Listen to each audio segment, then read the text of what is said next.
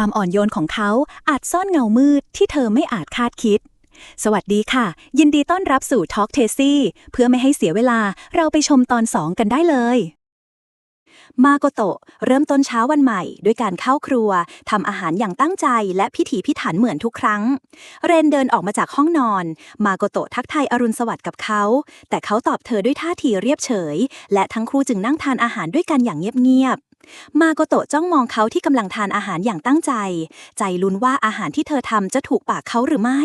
จนกระทั่งเขาเอ่ยปากชมว่าอาหารที่เธอทำอร่อยทุกอย่างเสียงชื่นชมทำให้เธอยิ้มกว้างก่อนจะบอกเขาว่าเธอทำข้าวกล่องเผื่อเขาด้วยระหว่างทานข้าวมาโกโตะถอนหายใจเฮือกใหญ่เรนสังเกตเห็นความผิดปกติของเธอและเงยหน้ามอง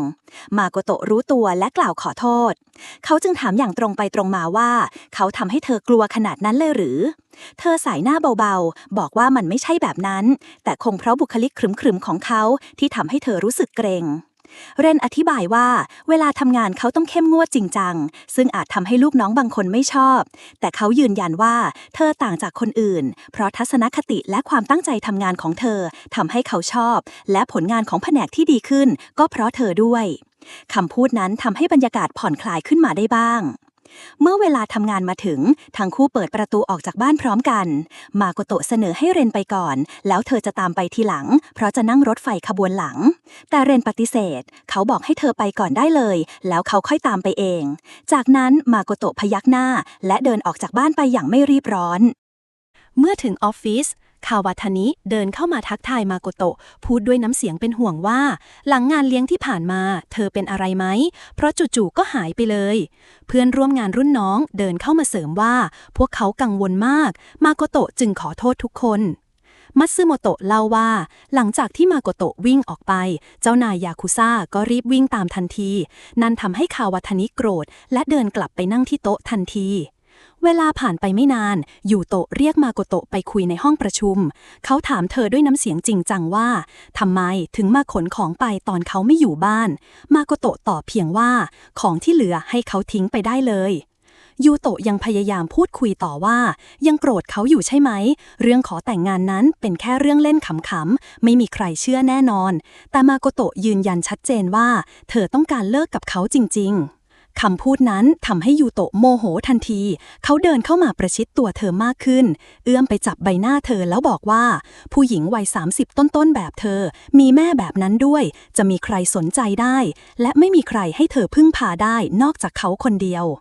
พอถึงตอนเย็นมาโกโตะพยายามหาที่พักอย่างเคร่งเครียดเรนเดินออกมาหาอะไรดื่มมาโกโตะอาสาจะทำให้แต่เขาปฏิเสธและบอกว่าจะทำให้เธอดื่มเองหลังได้ชิมมาโกโตะชมว่าอร่อยและรู้สึกอบอุ่นมาก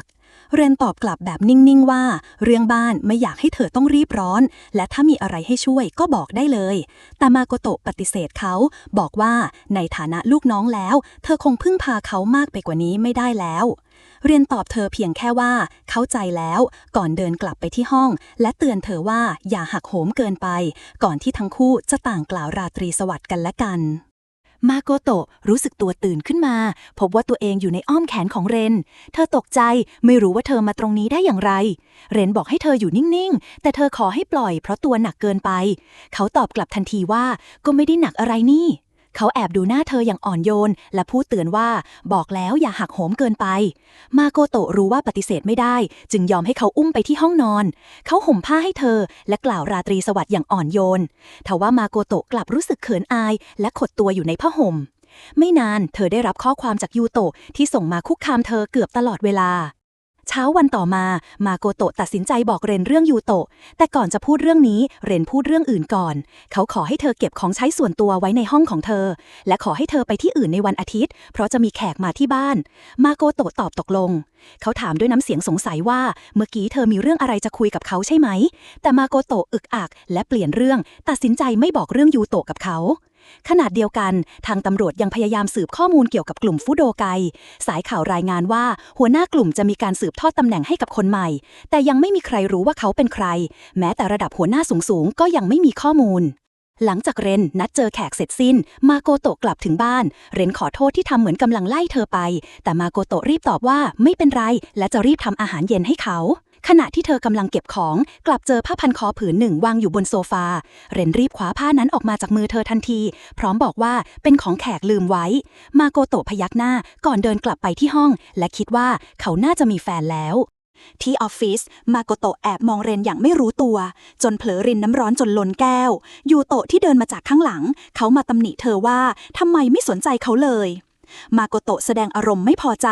บอกให้เขาหยุดทำตัวน่ารำคาญก่อนที่ยูโตะจะพยายามอธิบายว่าระหว่างเขากับคาวาทานิไม่มีอะไรจริงๆเธอพยายามบ่ายเบี่ยงและบอกว่าเธอต้องรีบกลับไปทำงานแล้วแต่ทันใดนั้นมัตสึโมโตะก็เข้ามาขัดจังหวะพอดีบอกว่ามีโทรศัพท์จากลูกค้าโทรเข้ามาขอสายเขา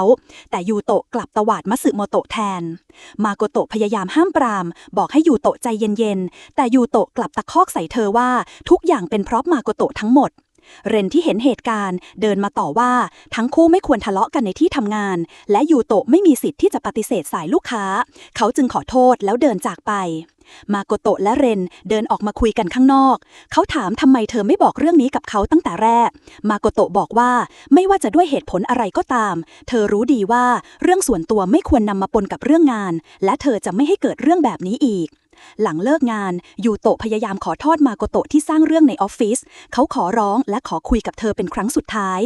แต่แล้วเรนเดินผ่านมาเห็นทั้งคู่พอดีเขาเปิดดูข้อความที่มาโกโตะส่งให้เธอบอกจะไปคุยกับยูโตะสักพักก่อนที่เขาจะหันกลับไปมองอีกทีแต่ทั้งคู่ก็หายไปแล้วระหว่างที่พูดคุยกันยูโตะพยายามขอคืนดีบอกว่าจะเลิกกับคาวาทานิและจะดูแลมาโกโตะให้ดีขึ้นแต่มาโกโตะยืนยันว่าเธอจะเลิกกับเขาแน่นอนแต่ยังสามารถเป็นเพื่อนร่วมงานกันได้และจะพยายามลืมทุกอย่างคำพูดนั้นทำให้ยูโตะโมโหเขาบอกว่าเขาขอโทษแล้วทำไมเธอยังไม่ให้อภัยและพยายามพาเธอกลับบ้านเขาให้ได้มาโกโตะปฏิเสธและเผลอผลักเขาจนร่างเขากระแทกกับกำแพง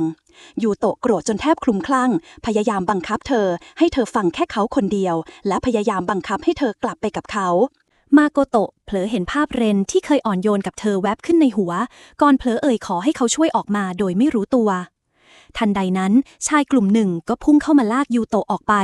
มาโกโตะตกใจจนยืนนิ่งหนึ่งในนั้นหันมาบอกให้เธอออกไปจากที่นั่นยูโตะถูกผลักเข้าไปในช่องแคบๆเขาตัวสั่นยังเห็นได้ชัดก่อนชายในชุดสูทสีดำจะก้าวเข้ามาอาวุธปืนในมือเขาถูกเลื่อนขึ้นอย่างเย็นชา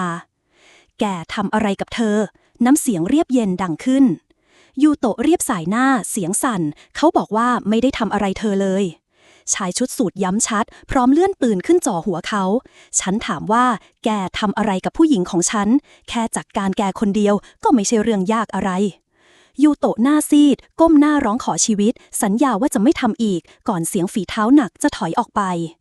ชายชุดสูทคนนั้นคือเรนเขาเตือนเสียงต่ำว่าจำคำพูดของแกไว้ให้ดีล่ะก่อนเดินออกจากที่นั่น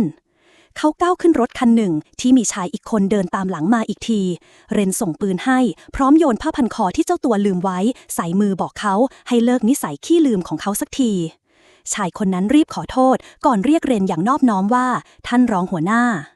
ไม่นานตำรวจได้รับรายงานว่าผู้นำกลุ่มฟุโดไกเริ่มเคลื่อนไหวแล้วโดยเฉพาะรองหัวหน้าซึ่งไม่มีข้อมูลตัวตนพวกเขาสั่งให้สายข่าวเช็คทุกที่ที่เขาไปเพื่อจะได้รู้ว่าชายคนนั้นเป็นใครกันแน่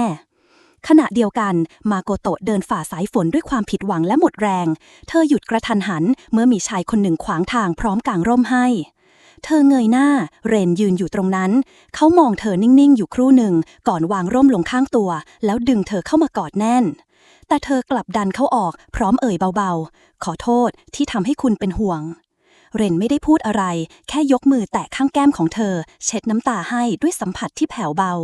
เมื่อความสัมพันธ์ของทั้งคู่ค่อยๆก่อตัวขึ้นตัวตนที่แท้จริงของเขาก็ค่อยๆเปิดเผยออกมาเช่นกันเรื่องราวจะเป็นยังไงต่อไปอย่าลืมกดติดตามด้วยนะจะได้ไม่พลาดตอนต่อไป